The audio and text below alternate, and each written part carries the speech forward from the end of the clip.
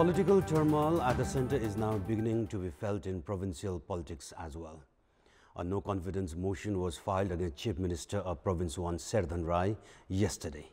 The scenario indicates that the political bickerings triggered by the dissolution of the lower house is going to put the nation in a prolonged political crisis. Good morning, I'm Amar Singh Pradhan and these are the top stories of the hour.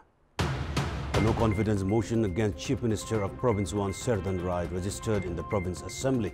NCP political crisis affects provincial politics as well.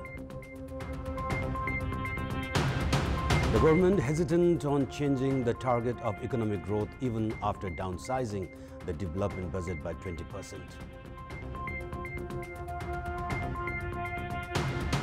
The head of the UN nuclear watchdog says Iran has agreed to extend UN inspectors access to its nuclear sites for 3 months. And Manchester City register a narrow win over Arsenal to extend the lead at the top of the English Premier League to 10 points.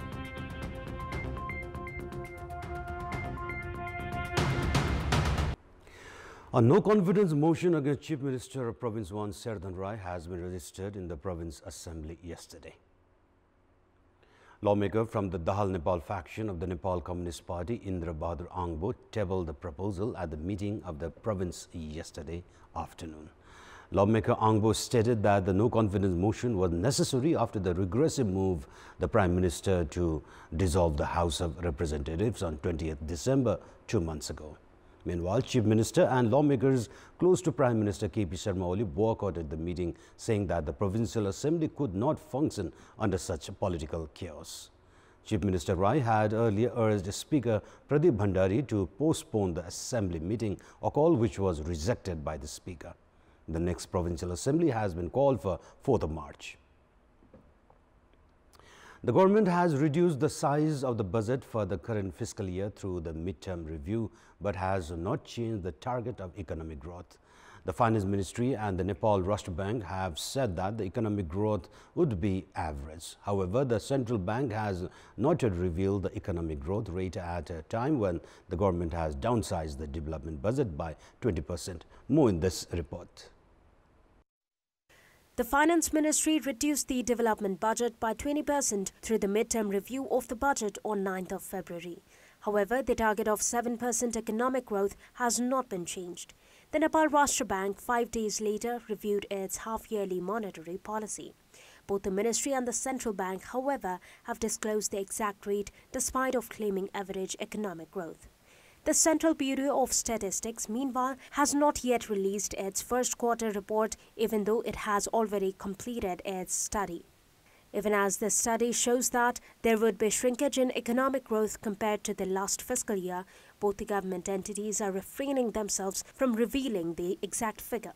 The growth of paddy in the agricultural sector, which contributes 27% of the total GDP, is not encouraging, and the situation of wholesaler and retailer sector, which covers 14.7% of the total GDP, is the same.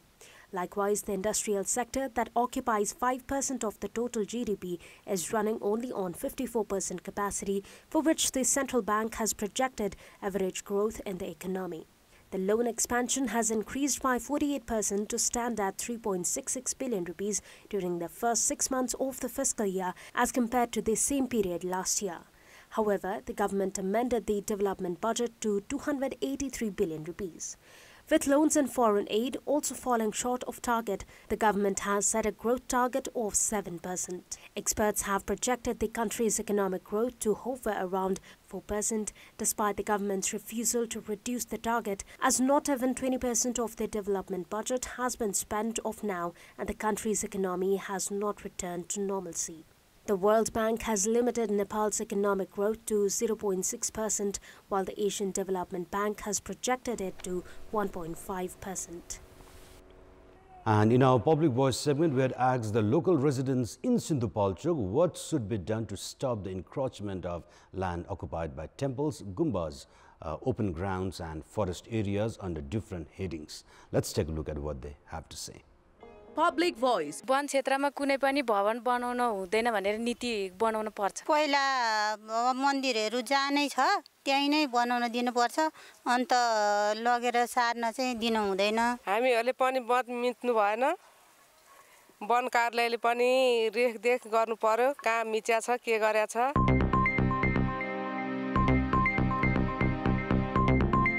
And now time for our segment Public Pulse, where it texts us with their opinion. Public Pulse. And the question is, why have the projects initiated by the Prime Minister himself been stranded? Our options are option A, lack of preparation, option B, non-cooperative bureaucracy, and option C, irrelevant planning. The voting is on. Type NEW, select your option A, B or C and send it to 34001 to share your opinion with us. And it's now time for our special segment of the beat.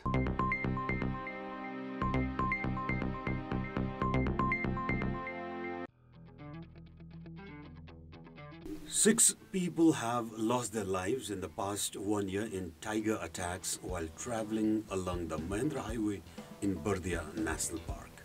Despite the high risk of attack, people's movement has continued unabated in the region.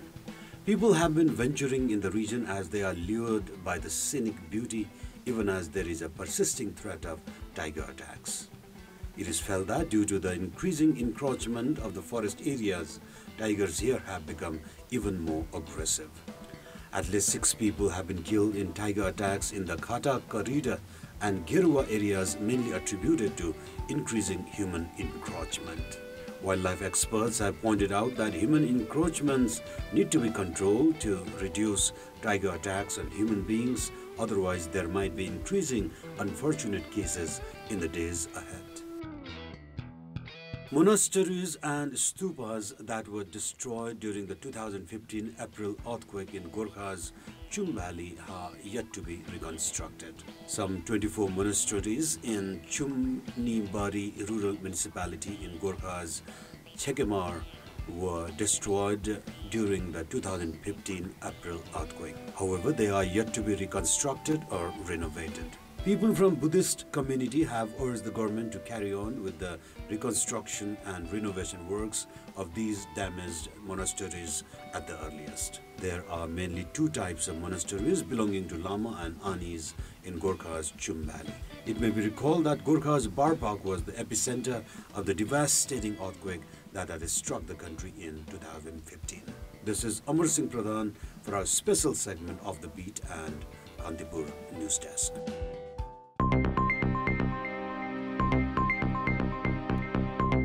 And those were our latest headlines. Our next English bulletin will be at 11 this morning. Have a good day.